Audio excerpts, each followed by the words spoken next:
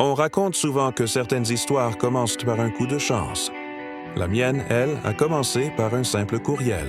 Un jour, un homme m'a demandé un devis pour quelques travaux chez lui. Rien de spécial, rien d'urgent. J'ai préparé le devis, je lui ai envoyé...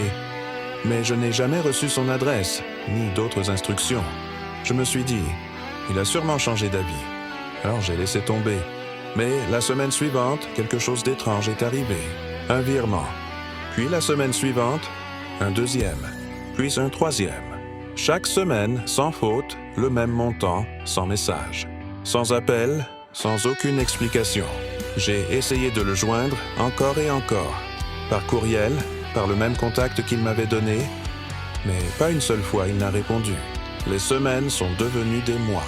Les mois sont devenus des années. Pendant 3 ans, cet homme m'a envoyé de l'argent sans jamais me demander de commencer les travaux. J'étais perdu. J'avais l'impression de recevoir un message silencieux, sans comprendre le sens, jusqu'au jour où un courriel est arrivé. Mais pas de lui. C'était son fils. « Monsieur, je vous écris pour vous dire que mon père est décédé. Je vais fermer son compte, mais j'ai remarqué qu'il vous envoyait de l'argent chaque semaine. Je voulais juste comprendre pourquoi. » Quand j'ai lu ça, j'ai senti quelque chose me traverser le cœur.